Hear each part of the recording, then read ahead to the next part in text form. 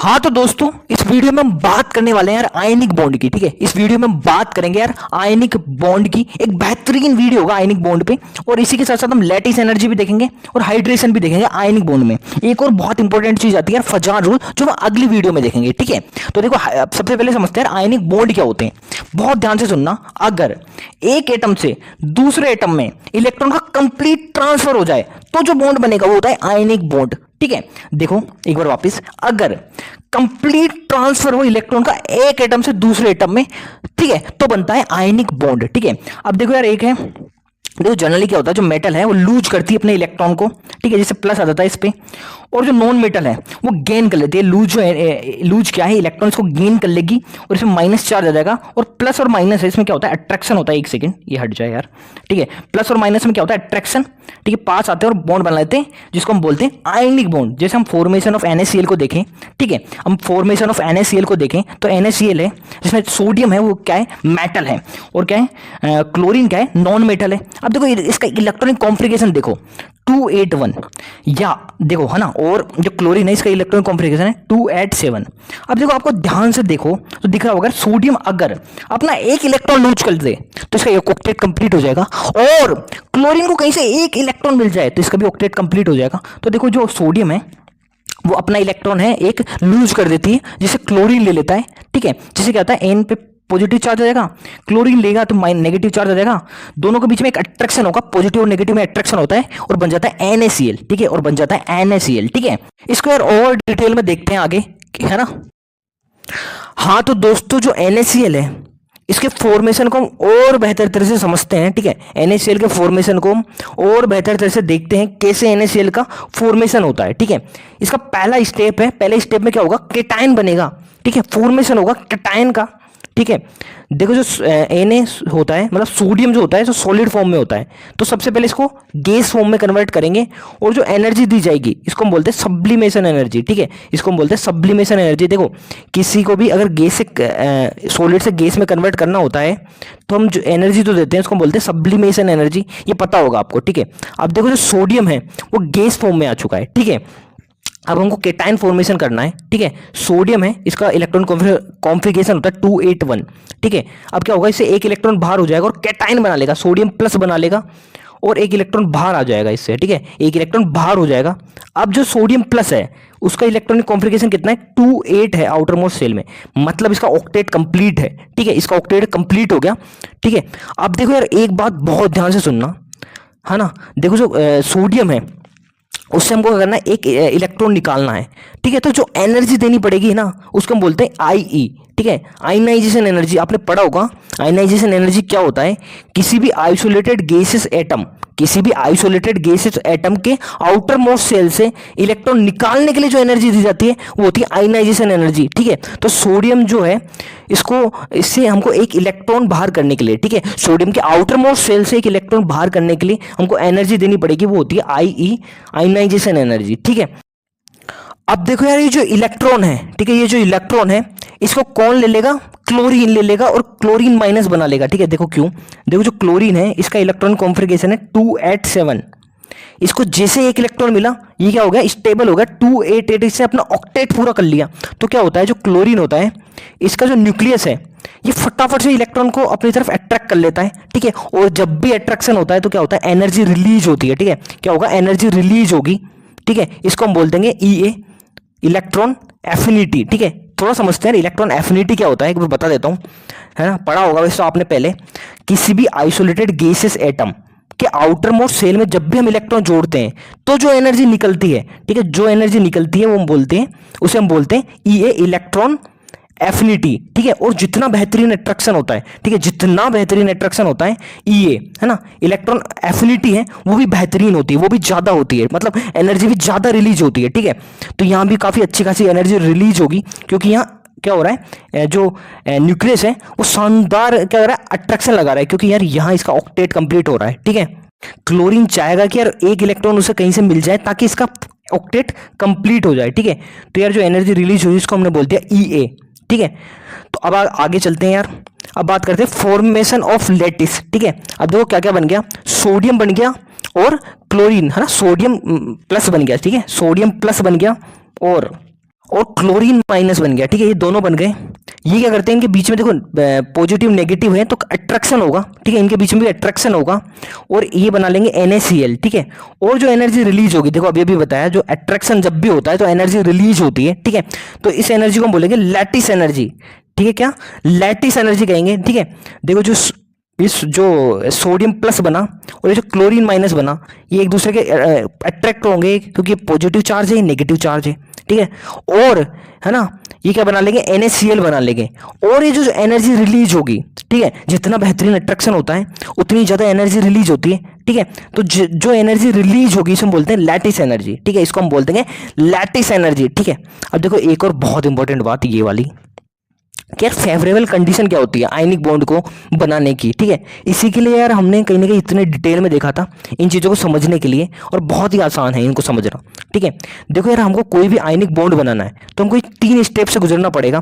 पहला है formation of cation. देखो कैटायन का फॉर्मेशन करना है तो हमको क्या करना पड़ेगा, पहले IE, है ना, आयनाइजेशन एनर्जी देनी पड़ेगी। और यार देखो जितनी कम आयनाइजेशन एनर्जी देनी पड़ेगी उतना ही बेहतर है, ठीक है।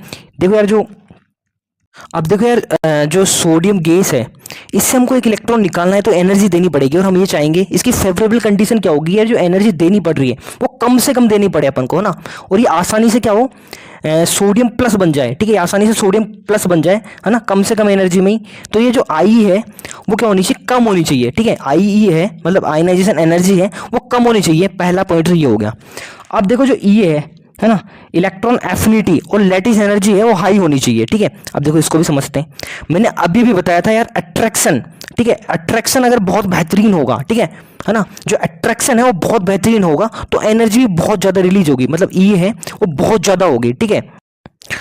तो यार कुल मिला के याद ये रखना कि जो फेवरेबल कंडीशन कौन कौन सी है आयनिक बॉन्ड फॉर्मेशन की, तो एक तो जो आयनाइजेशन एनर्जी हो कम होनी चाहिए, ये है ना, इलेक्ट्रॉन एफिनिटी वो हाई होनी चाहिए, और लैटिस एनर्जी है वो भी हाई होनी चाहिए। तो ये तीनों कंडीशन जरूर याद रखना, ठीक है, आयनिक बॉन्ड फॉर्मेशन की, ठीक है। अब आगे चलते हैं, जो लैटिस एनर्जी है वो डायरेक्टली प्रोपोर्शनल होती है चार्ज के, जितना ज्यादा चार्ज उतनी ज्यादा लैटिस एनर्जी, और इनवर्सली प्रोपोर्शनल होती है साइज के, जो जितना छोटा होगा उसकी लैटिस एनर्जी उतनी ही ज्यादा होगी, ठीक है। तो यार हम कुछ एग्जांपल कर लेते हैं, जैसे Na2O, MgO और Al2O3। अब देखो इसमें चार्ज देखें तो सोडियम है, इसमें +1 चार्ज है, मैग्नीशियम +2 और एल्यूमिनियम में +3, ठीक है। तो देखो लैटिस एनर्जी किसकी ज्यादा हो जाएगी, ठीक है, लैटिस एनर्जी डायरेक्टली प्रोपोर्शनल होती है चार्ज के, तो चार्ज सबसे ज्यादा है एल्यूमिनियम का, फिर मैग्नीशियम का, फिर सोडियम का, तो ये क्रम आ जाएगा लैटिस एनर्जी का, ठीक है। देखो लैटिस एनर्जी चार्ज के डायरेक्टली प्रोपोर्शनल होती है, तो चार्ज सबसे ज्यादा हो गया Al2O3 का, फिर MgO का, फिर हो गया सबसे कम होगा Na2O का, ठीक है। अब देखो अगला क्वेश्चन करते हैं, NaF, NaCl, NaBr और Na, ठीक है। देखो जो सोडियम है सबसे कॉमन है सब में। अब देखो फ्लोरीन है उस पर चार्ज क्या होगा, -1, क्लोरीन पे भी -1, ब्रोमीन पे भी -1 और आयोडीन पे भी -1। मतलब जो पहला फैक्टर है चार्ज वो तो सब में सेम है, सब में माइनस माइनस माइनस है। तो अगला है साइज, ठीक है। साइज की बात करें तो देखो फ्लोरीन, क्लोरीन, ब्रोमीन और आयोडीन, ठीक है, इसमें हम ऊपर से नीचे चलते हैं तो साइज बढ़ती है, ठीक है। तो लेकिन लैटिस एनर्जी तो इनवर्सली प्रोपोर्शनल होती है साइज के, ठीक है। तो मतलब जो जितना बड़ा उतनी कम लैटिस एनर्जी, ठीक है, और जो जितना छोटा उतनी ज्यादा लैटिस एनर्जी। तो यार देखो फ्लोरीन की सबसे ज्यादा हो जाएगी क्योंकि साइज सबसे छोटा इसका ही है, फिर क्लोरीन, फिर ब्रोमीन, फिर आयोडीन, ठीक है। तो ये ऑर्डर हो जाएगा लैटिस एनर्जी का। हाँ तो दोस्तों हम आयनिक कंपाउंड में अब हाइड्रेशन की बात करने जा रहे हैं, ठीक है। आयनिक कंपाउंड में हम बात करने जा रहे हैं हाइड्रेशन की। समझते हैं, देखो हाइड्रेशन क्या होता है। देखो जब किसी आयनिक कंपाउंड को हम डिजोल्व करते हैं वाटर में, ठीक है, जब आयनिक कंपाउंड को वाटर में डिजोल्व किया जाता है तो आयनिक कंपाउंड उसके आयंस में टूट जाता है, उसके आयंस में सेपरेट हो जाता है और इसको वाटर मॉलिक्यूल चारों तरफ से सराउंड कर लेते हैं। ये होता है साहब हाइड्रेशन। एक बार वापस, जब आयनिक कंपाउंड को वाटर में डिजोल्व किया जाता है, ठीक है, जब आयनिक कंपाउंड को हम वाटर में डिजोल्व करते हैं तो क्या होता है, आयनिक कंपाउंड उसके आयंस में टूट जाता है, ठीक है, आयंस में क्या होता है, सेपरेट हो जाता है, टूट जाता है और इसको वाटर के मॉलिक्यूल चारों तरफ से सराउंड कर लेते हैं। ये होता है हाइड्रेशन, ठीक है। एक एग्जांपल से समझते हैं, ठीक है। देखो जैसे NaCl है, ठीक है, ये NaCl है, ये टूटा Na+ और Cl- में, ठीक है, NaCl टूट जाएगा Na+ और Cl- में, ठीक है। अब देखो वाटर है, H2O होता है, H2O है ये। अब देखो जो ऑक्सीजन है ये थोड़ा ज्यादा इलेक्ट्रोनेगेटिव होता है, इसलिए पार्शियल नेगेटिव चार्ज होता है और हाइड्रोजन में पार्शियल पॉजिटिव चार्ज होता है। ठीक है, अब ध्यान से देखना। अब देखो यार, जो ऑक्सीजन का पार्शियल नेगेटिव चार्ज है, ठीक है, तो सोडियम तो क्या है, प्लस है, तो इन दोनों के बीच में अट्रैक्शन होता है। ठीक है, ठीक है, दोनों के बीच में अट्रैक्शन होता है। ठीक है, देखो देखो वापस देखो, सोडियम प्लस है। अब वाटर मॉलिक्यूल में जो इसका जो ऑक्सीजन है, इसमें पार्शियल नेगेटिव चार्ज होगा। ठीक है, क्योंकि ज्यादा इलेक्ट्रोनेगेटिव है। ठीक है, तो यार पार्शियल नेगेटिव और जो सोडियम है पॉजिटिव, इसमें अट्रैक्शन होने लगता है और वाटर के मॉलिक्यूल इसको इस तरह से सराउंड कर लेते हैं। और ध्यान रखना, मैंने बताया जहां भी अट्रैक्शन होगा तो एनर्जी रिलीज होगी। ठीक है, जहां भी अट्रैक्शन होगा तो एनर्जी रिलीज होगी, और जो एनर्जी रिलीज होती है इसको हम बोलते हैं क्या, HE, हाइड्रेशन एनर्जी। ठीक है, एक बार हाइड्रेशन एनर्जी को भी देख लेते हैं। हाइड्रेशन एनर्जी क्या होता है, देखो, amount of energy release when 1 mole of ion dissolve in water. ठीक है, जब एक आयन है, कोई भी, जैसे सोडियम है, इसको जो वाटर में डिजोल्व किया जाता है तो जो एनर्जी निकलती है वो हाइड्रेशन एनर्जी होती है। ठीक है, अच्छा, ये एनर्जी क्यों निकल रही है, अट्रैक्शन हो रहा है। देखो, अट्रैक्शन होता है वाटर मॉलिक्यूल और आयन के बीच में, है ना, तो अट्रैक्शन के टाइम पे एनर्जी निकलती है ना, और यही होती है हाइड्रेशन एनर्जी। ठीक है, आप इसी तरह से क्लोरीन माइनस में हम देखें, ठीक है, Cl माइनस में, तो देखो जो वाटर मॉलिक्यूल है, अभी देखा हमने, ये इस तरह से होता है। तो देखो जो हाइड्रोजन है, पार्शियल पॉजिटिव चार्ज है। ठीक है, हाइड्रोजन में पार्शियल पॉजिटिव चार्ज है और क्लोरीन पे नेगेटिव चार्ज है, तो यहाँ भी अट्रैक्शन होता है। ठीक है, यहाँ भी अट्रैक्शन होने लगता है ना, और जहाँ यहाँ भी एनर्जी रिलीज होगी, ये हो जाएगी, ये भी हो जाएगी हाइड्रेशन एनर्जी। ठीक है, अट्रैक्शन हुआ यहाँ भी और एनर्जी रिलीज होगी यहाँ भी, इसे बोलते हैं हाइड्रेशन एनर्जी, और वाटर मॉलिक्यूल इसको भी सराउंड कर लेते हैं। ठीक है, तो यार ये होता है हाइड्रेशन।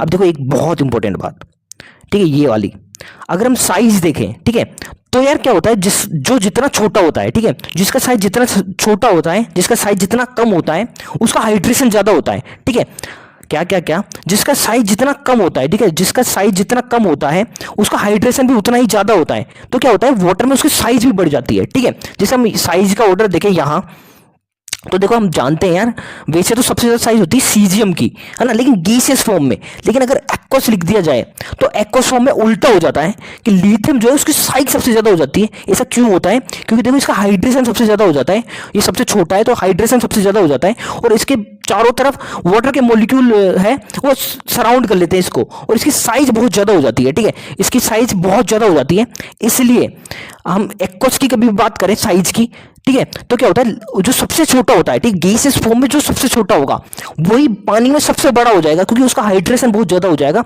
उसके चारों तरफ वाटर मॉलिक्यूल है वो बहुत ज्यादा जमा हो जाएंगे और इसका साइज बहुत ज्यादा हो जाएगा पानी में। ठीक है, तो इसलिए इसका ऑर्डर इस तरह से आता है। लिथियम है जिसकी साइज वैसे तो सबसे कम होती है, उसकी पानी में साइज सबसे ज्यादा हो जाएगी, फिर सोडियम आएगा, फिर पोटेशियम आएगा, रुबिडियम, सीजियम, इस तरह से साइज होता है। ठीक है, तो एक बार फटाफट से रिवीजन कर लेते हैं पूरा। ठीक है, हाइड्रेशन क्या होता है, वेन, ठीक है, जब आयनिक कंपाउंड को हम डिजोल्व करते हैं वाटर में तो उसके वो आयन्स में टूट जाता है ना, और इसको वाटर सराउंड कर लेते हैं, ये होता है हाइड्रेशन। ठीक है, जैसे हम सोडियम और क्लोरीन की बात की थी, ठीक है, जो सोडियम था, जो ऑक्सीजन था वाटर का, इनमें बीच में अट्रैक्शन हो रहा था।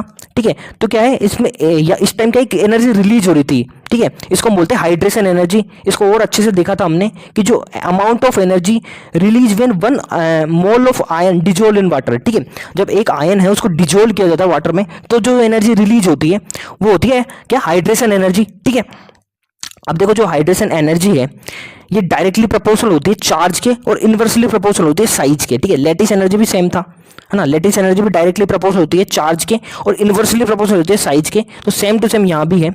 ठीक है, जो हाइड्रेशन एनर्जी है वो डायरेक्टली प्रोपोर्शनल होती है चार्ज के और इनवर्सली प्रोपोर्शनल होती है साइज के। ठीक है, और हाँ तो दोस्तों इस तरह से वीडियो खत्म होता है। ठीक है, इसमें हमने आयनिक बॉन्ड की फॉर्मेशन को देखा, है ना, लैटिस एनर्जी देखी, हाइड्रेशन देखा, हाइड्रेशन एनर्जी देखी। ठीक है, अब एक बहुत बेहतरीन वीडियो एक और आने वाला है जिसमें हम फजान रूल की बात करेंगे, बहुत इंपॉर्टेंट है। ठीक है, तो वो भी देखना। ठीक है, तो यार इस तरह से तो वीडियो खत्म होता है। अगर वीडियो पसंद आए तो प्लीज लाइक करें, आपका कोई भी सजेशन हो तो प्लीज कमेंट करें, और इसी तरह के वीडियो देखने के लिए चैनल को सब्सक्राइब करें। धन्यवाद।